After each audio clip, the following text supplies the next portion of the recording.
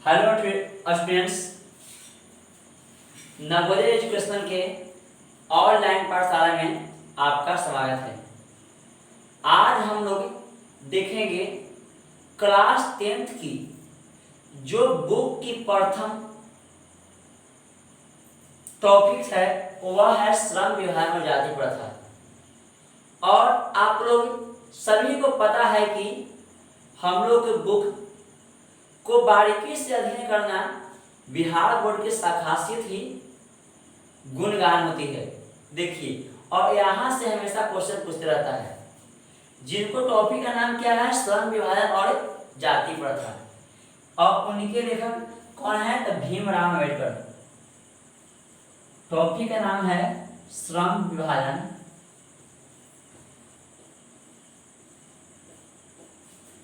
और जाति प्रथा। लेखक हैं भीमराव अम्बेडकर।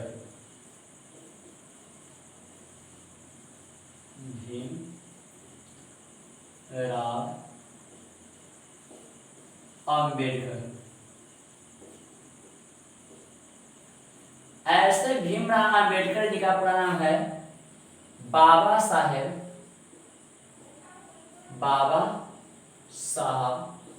भीमराव अम्बेडकर। तो जान रहे हैं कि इस समय महंगाई के जमाना है, तो बाबा साहेब को मारो गोली, यहां से खत्म करो और भीमराव अम्बेडकर पढ़ना है। परीक्षा में पूछेगा कि भीमराव अम्बेडकर का पूरा नाम है या उपनाम है, तो पूरा नाम तो बाबा साहेब भीमराव अम्बेडकर, उपनाम तो बाबा साहेब। कोई दिक्कत नहीं।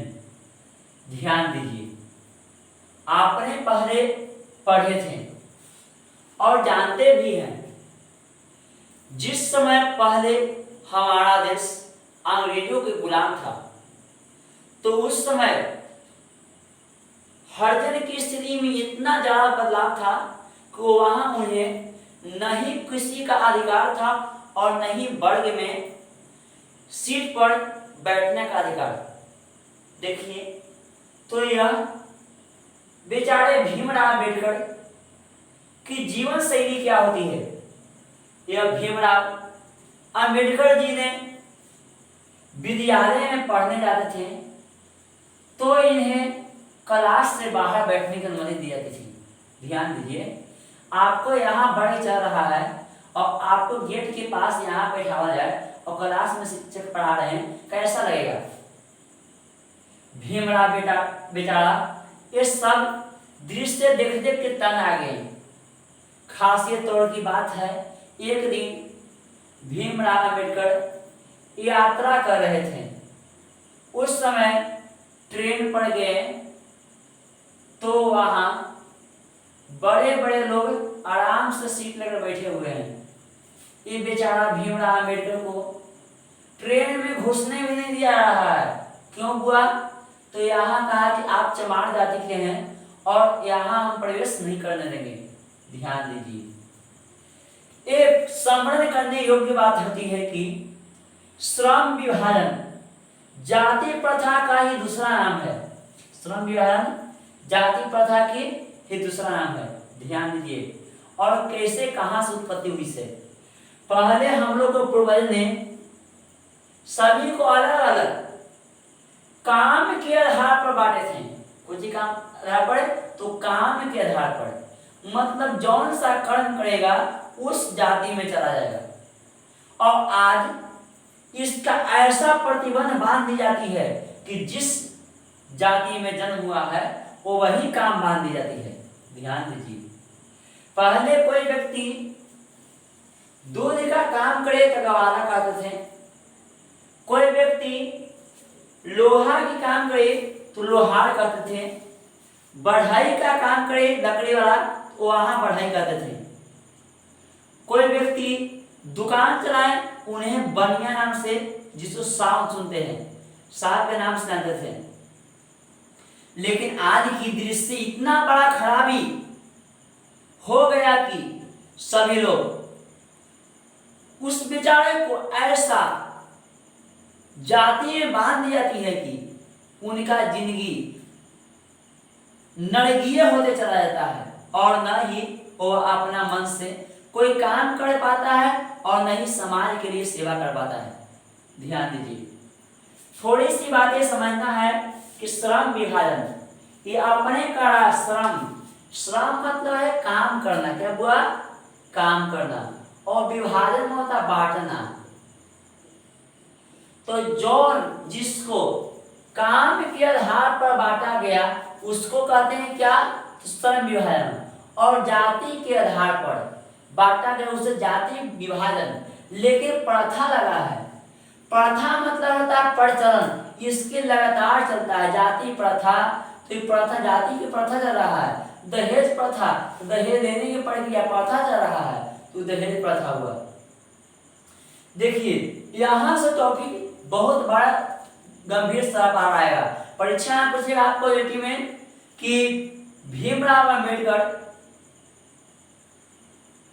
जो थे उनको पिताजी क्या थे, तो उनके पिताजी एक वकील थे,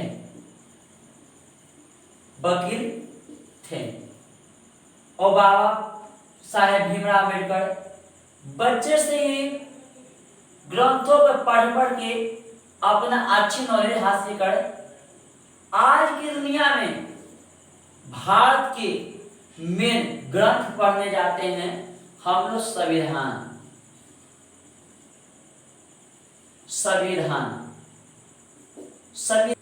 जिसमें योग्य बात होता है संविधान, यह सभा का विधान है बुआ।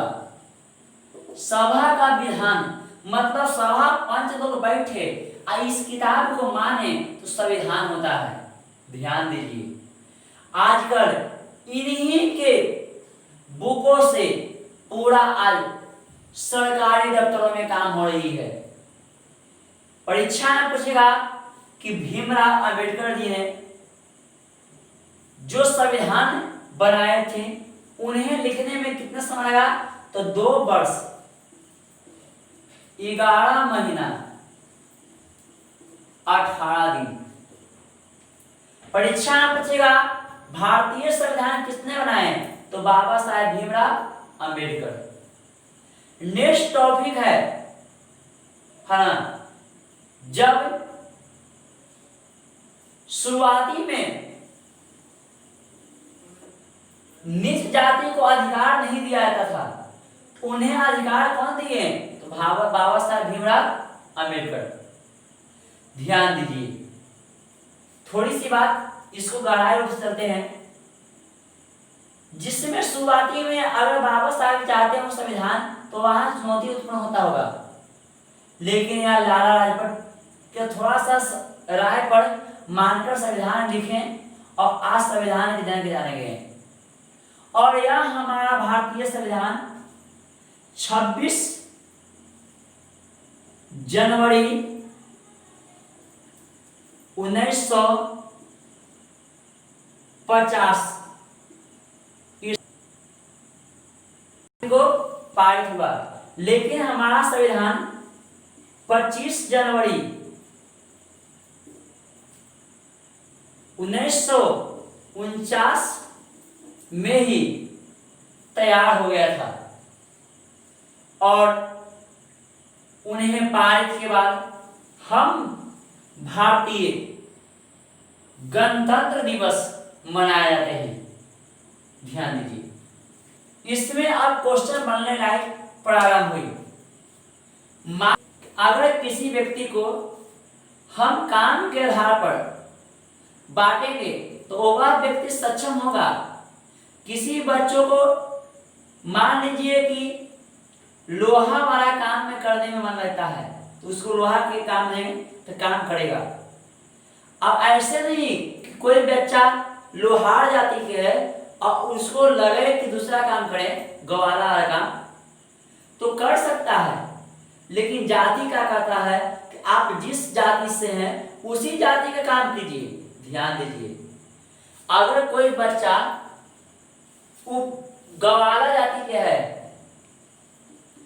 लेकिन गाय भैंस बकरी के देखते ही उसे गुस्सा आ जाता है या मतलब काम करने में मन नहीं रहता है। तो वो बेचारा तो क्या हुआ कि उस आय न बिहान उसका भूखे प्यासे मरेगा, क्योंकि काम करेगा नहीं करेगा, उसको आय खत्म हो जाएगा तो क्या करेगा। तो बात यहां से आती है। तो भारत में बेरोजगारी का सबसे प्रमुख कारण है तो यह है जाति प्रथा, श्रम विभाजन और जाति प्रथा। श्रम विभाजन कोई बहुत बुराई नहीं है, लेकिन जाति प्रथा सबसे अधिक बुराई है। ध्यान दीजिए, थोड़ा सा बात और समझिए। कोई बच्चा मान लीजिए कि बढ़ई जाति के हैं, बढ़ई के बच्चा है, उन्हें लोहा का काम करने में मन लगता है, तो क्या वह श्रम विभाजन के अनुसार लोहा वाला काम कर सकते हैं, लेकिन जाति क्या कहेगा कि बढ़ई होके लोहार वाला काम करता है। ध्यान दीजिए, लेकिन यहाँ बच्चों को बुराई कितना उत्पन्न होगी। और अगर ये बढ़ई का बच्चा बढ़ई वाला काम करे, अगर थोड़ा बहुत काबू करेगा तो मन न लगेगा, इसलिए वह समाज को अधिक लेवल पर आगे नहीं पहुंचाएगा। चलिए, तो उसमें कुछ कुछ था टॉपिक, तो बात कर लीजिए। अब हम लोग आते हैं मेन टॉपिक पर और क्वेश्चन बनता है। तो पहला क्वेश्चन हम लोग पढ़ेंगे, लेखक किस विडंबना की बात करती है और विडंबना का स्वरूप क्या होती है। चलिए क्वेश्चन हम लोग पहले इसको साफ करके क्वेश्चन लिख लेते हैं। चलिए क्वेश्चन क्या है, क्वेश्चन लेखक किस विडंबना की बात करते हैं और विडंबना का स्वरूप क्या है। मतलब विडंबना की बात करते, विडंबना मतलब कि ऐसा कोई भड़कीला पदार्थ है, भड़कीला बातें को समझना विडंबना होती है। और विडंबना का स्वरूप मतलब कि क्या स्वरूप होती है, तो क्या कहेंगे, आज पढ़े लिखे, क्या पढ़ेंगे, लेखक की कहना है कि आज पढ़े लिखे सभ्य समाज के लोग भी जाति प्रथा को मानते हैं। कहना है कि आज पढ़े लिखे सभ्य समाज के लोग भी जाति प्रथा को मानते हैं। यह बहुत बड़ी विडंबना की बात है। चलिए लिख लेते हैं हम, लेखक की, लेखक का कहना है कि आज पढ़े लिखे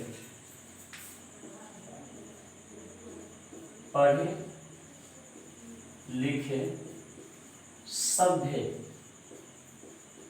समाज भी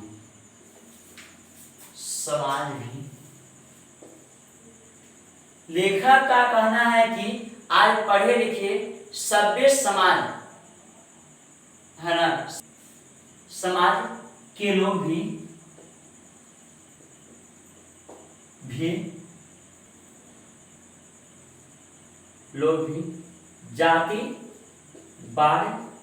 जातिवाद को मानते हैं। यह विडंबना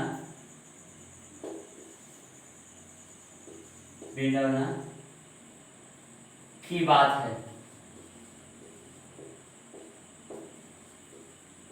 चलिए दूसरी क्वेश्चन हम लोग के सामने उभर कर आता है कि इसमें किसी पर दिक्कत नहीं है। दूसरी क्वेश्चन हम लोग आता है कि जातिवाद के पोषक उनके पक्ष में क्या तर्क देते हैं।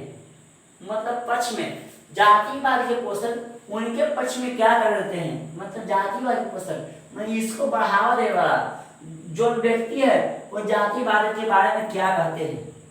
क्वेश्चन है जातिवाद के पोषक उनके पक्ष में क्या तर्क देते हैं या क्या सलाह देते तर्क।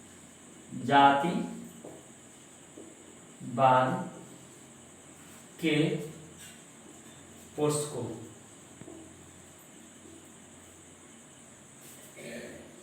उनके पक्ष में क्या तर्क देते हैं। क्वेश्चन जातिवाद के पोषक को उनके पक्ष में क्या तर्क देते हैं। ऐसा जातिवाद के क्या क्वेश्चन ऐसा कहा कि जो जातिवाद के पोस्ट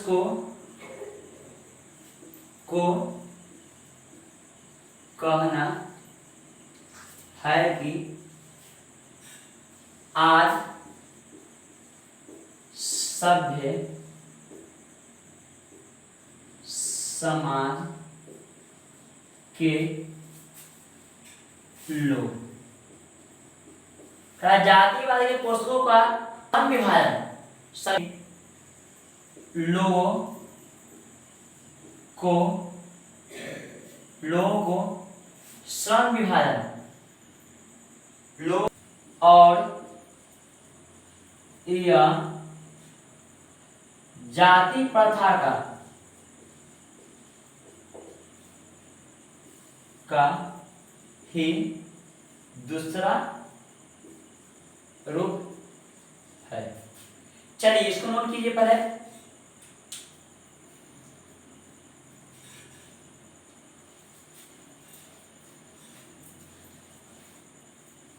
चलिए तो क्वेश्चन हम लोग पे है कि जातिवाद के पक्ष में दिए गए तर्कों पर लेखक की प्रमुख आपत्तियां क्या है। मतलब जातिवाद के पक्ष में जो तर्क दिया गया है तो लेखक क्या कोई आपत्तियां होती है, अगर होती है तो कौन कौन, इसके बारे में पढ़ना है। तो क्या कहेंगे कि जातिवाद के पोषकों की कहना है कि जातिवाद के चाहे पक्ष पोषकों के बारे में पढ़ देंगे तो बोलेंगे कि जातिवाद के पक्ष में दिए गए तर्कों पर जातिवाद के पक्ष में दिए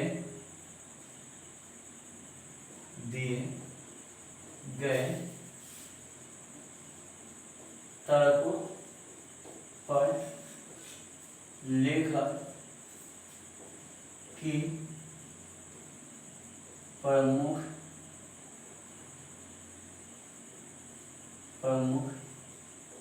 आपत्तियां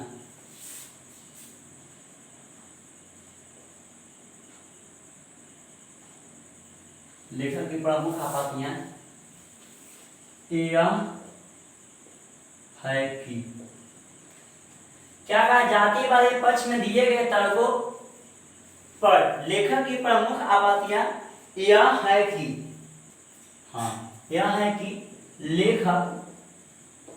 लेखक का कहना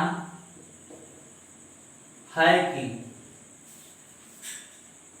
जो लेखक को कहना है कि श्रम विभाजन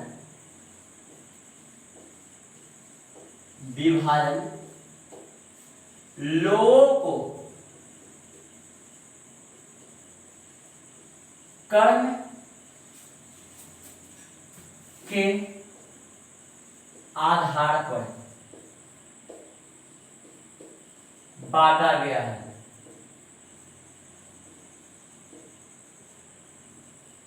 मतलब कि श्रम विभाजन है जो लोगों के कर्म के आधार पर बांटा था और इसमें लोगों की इच्छा का ध्यान रहता है और इसमें लोगों को उनकी इच्छा का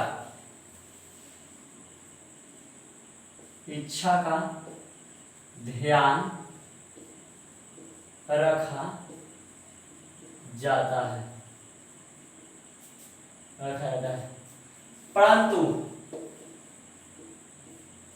जाति प्रथा लोगों को जन्म के आधार बढ़ता है। मतलब किस जाति में जन्म से जन्म के आधार पर बढ़ता है। इसमें लोगों को इच्छा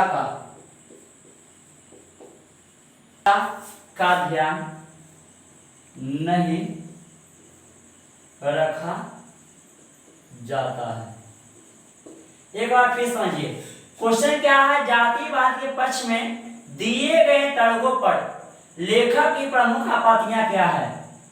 आंसर है कि जातिवाद के पक्ष में दिए गए तर्कों पर लेखक की प्रमुख आपत्तियां यह है कि लेखक का कहना है कि श्रम विभाजन लोगों को कर्म के आधार पर बांटा जाता है और इसमें लोगों को उनकी इच्छा का ध्यान रहता है। अब ध्यान दो, श्रम विभाजन अपने से जो काम करना है वो काम किया श्रम विभाजन, लेकिन जाति के अनुसार बांटा तो वह होता है जाति प्रथा रहता है। परंतु जाति प्रथा में लोगों को जन्म के आधार बांटा गया कि आप अगर ब्राह्मण जाति में जन्म लिए हैं तो ब्राह्मण वाला काम करना है, आप जो पंडित चाहे तो या बर्तन कुम्हार जाति में जन्म है तो कुम्हार वाला काम करना है, बर्तन बनाना है मिट्टी के। इसमें लोगों को इच्छा का ध्यान नहीं रहता है। कोई बढ़ा जाति का है और लोहार वाले काम करने में मन रहता है तो किसको आधार पर, यह श्रम विभाजन के आधार पर बांटेंगे, लेकिन जाति प्रथा के आधार पर नहीं बांटेंगे। नेक्स्ट क्वेश्चन हम लोग देखेंगे कि जाति प्रथा में बेरोजगारी का एक प्रमुख कारण क्या बना। या तो भारत में बेरोजगारी का प्रमुख कारण जाति प्रथा है, कैसे, ध्यान दीजिए। क्वेश्चन है, भारत में बेरोजगारी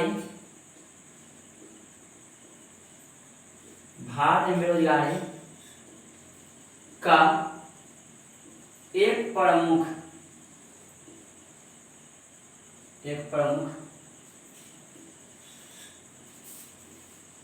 कारण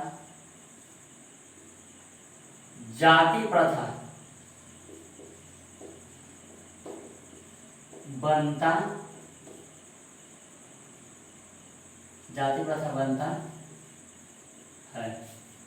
कैसे, या कह सकते हैं कि कैसे, या इसी को हम कहते हैं कि जो बेरोजगारी का प्रमुख कारण जाति प्रथा है। या तो भारत में बेरोजगारी का प्रमुख कारण क्या है, भारत में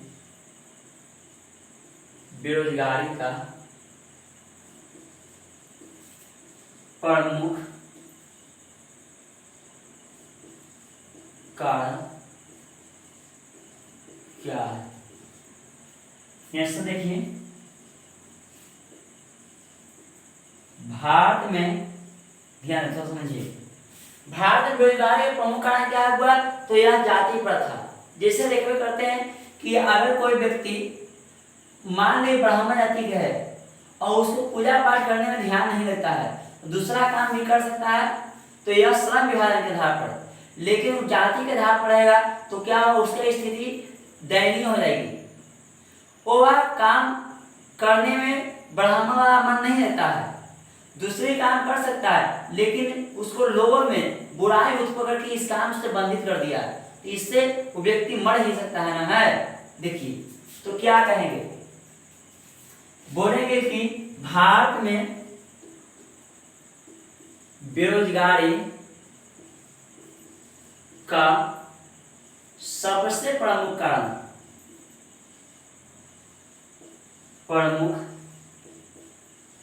कारण जाति प्रथा है, क्योंकि जाति प्रथा है, क्योंकि जाति प्रथा के कारण ही लोग अपने इच्छा अनुसार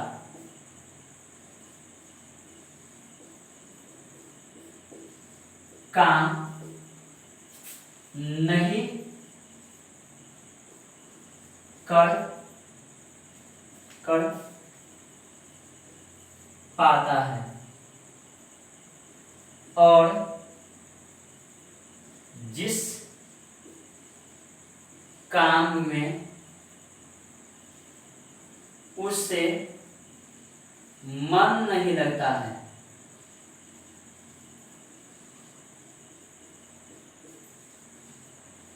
उसमें बांध दी जाती है। क्या कहें? भारत में बेरोजगारी का सबसे प्रमुख कारण जाति प्रथा है, क्योंकि जाति प्रथा के कारण ही लोग अपने इच्छा अनुसार काम नहीं कर पाता है और जिस काम में उसे मन नहीं लगता है उसमें बांध दी जाती है, मतलब बड़ियारी करवाया जाता है। तो बच्चों का बेरोजगारी के कारण बनवे करेगा। चलिए तो नेक्स्ट हम लोग क्वेश्चन करते हैं, पहले इतना नोट करिए। तो नेक्स्ट क्वेश्चन हम लोग को है कि लेखक ने पाठ में किन पहलुओं से भी चाहे किन पहलुओं से जाति प्रथा को एक हानिकारक प्रथा के रूप में दिखाया गया है, मतलब कि जाति प्रथा को हानिकारक दूसरे प्रथा किससे तुलनात्मक है। तो ध्यान दो, अगर हम लोग आर्थिक प्रथा मतलब होता है कि आर्थिक रुपया पैसा के लिए आर्थिक होती है और आर्थिक रुपया पैसे कहाँ से आए, तो सबसे हानिकारक पहलू है तो जाति प्रथा। तो इसको क्या समझेंगे कि बोलेंगे लेखक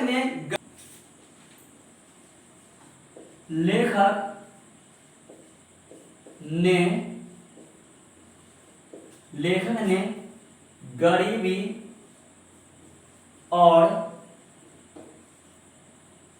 उत्पीड़न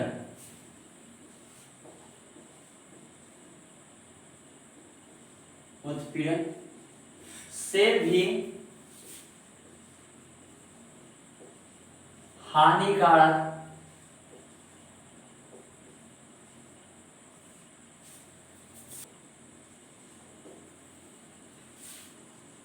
प्रथा के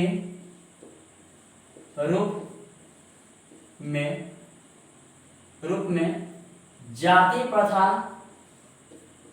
जाति प्रथा को दिखाया है या तो दर्शाया है,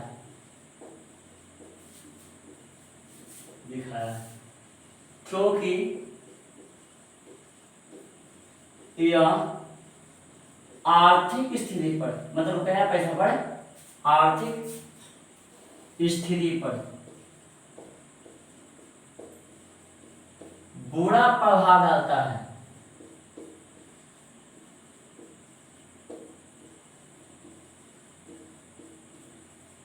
ध्यान दो, इसमें जाति प्रथा का कारण क्या होती है कि लोग गरीबी हो जाते हैं और उत्पीड़न होता है और अपने मन से काम नहीं कर पाते हैं, तो गरीबी आता है, उत्पीड़न होता है और उसका बुरा प्रभाव पड़ता है, मतलब आर्थिक स्थिति पर रुपया पैसा पर। इस वीडियो को सब्सक्राइब अवश्य करें प्रतिदिन का वीडियो पाने के लिए।